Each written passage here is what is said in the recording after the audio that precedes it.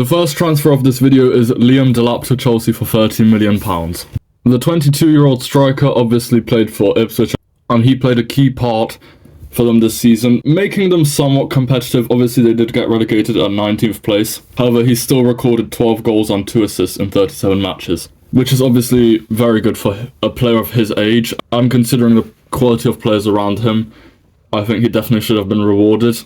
And a £30 million move to Chelsea, in my opinion, is not really a reward, but I'm sure he's going to excel there, replacing Nicholas Jackson, who has just been quite inconsistent over the past few seasons. Obviously, he got, I think, 12 yellow cards last season, which is very high. He is great at dribbling, and I think that's exactly what Chelsea need. You know, that Cole Palmer and Delap, partnership will be, that will be very interesting to see next season. I think with this transfer, Chelsea can definitely secure themselves a top 5 finish, but it will be very interesting to see. The next transfer we have on here is Kepa to Arsenal for £5 million, where Arsenal have paid his release clause. I am obviously aware that he's not expected to be the number 1 goalkeeper with this signing. He's there in case Rayan gets injured and just to be a backup. But this signing may not be as bad as, people may think. At first, when I saw this transfer, I have to admit I was thinking, what are Arsenal doing? Liverpool have signed the likes of Vert, Frimpong, and City obviously have made some crucial signings as well, which I'll discuss later in this video. And Arsenal signed Kepa when they clearly have a striker issue that they want to resolve.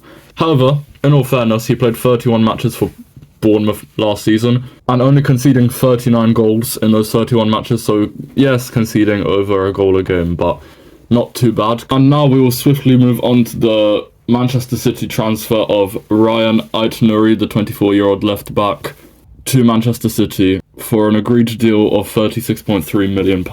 What's good about him is that he is quite versatile. He can play as even a centre-back if you need him. I don't think Pep will really deploy him at left-back as the main left-back, because obviously they have Gvardiol, who is an exceptional left-back, one of the best in the world. However, they could look to play Aït-Nouri either as a left-back and then invert Gvardiol as a centre-back, or they could choose to employ him in the CDM position, but I think that would be too risky, to be honest. He's not too good with, holding onto the ball and aerial duels, so I think playing him as a centre-back might be a bit risky, or that kind of CDM position. But he is very strong at dribbling, good at defending, with incredible tackling and concentration, so I do think he can very well play as a left-back and possibly left midfielder. Now moving to the Bundesliga, where we have the signing of Jobe Bellingham to Dortmund for £27.8 million and a 15% sell-on clause, which is the highest transfer fee that Sunderland have ever accepted. And can you really be surprised?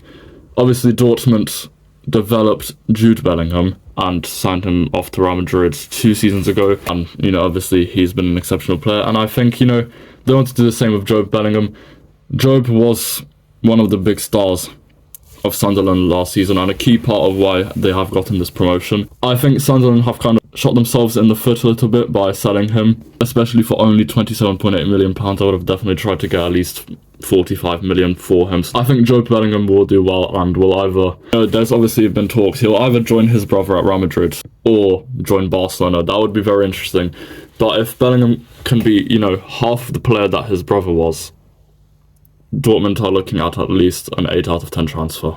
And following this, we have Cherki to Manchester City for €35 million plus add-ons on a 5-year contract. The 21-year-old French cam or winger has been on many teams' radar this season after scoring 8 goals and getting 11 assists for Olympique Lyon this season in 30 matches, showing that he has finally broken out as a player, because if we look at the stats of his previous seasons, they haven't been great. However, it's good that they kept faith in him and he helped them to get a 6th place finish, securing Europa League football for next season.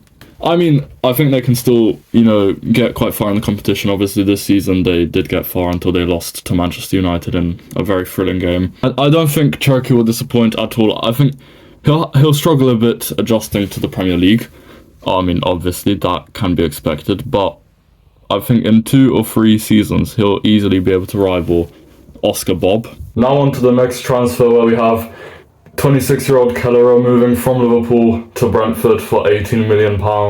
In the 24-25 campaign, he played in 10 Premier League matches, conceding 12 goals when he faced 37 shots on target, providing him with a 67.6% save percentage, which is not, winning the league quality, but for a mid-table side like Brentford, I think that's definitely good enough. He did also gain some UCL experience, playing in 4 matches and only conceding 3 goals in those 4 matches, so that's not too bad, and collecting a save percentage of 82.4%. Overall, I think he'll be a solid starter for Brentford.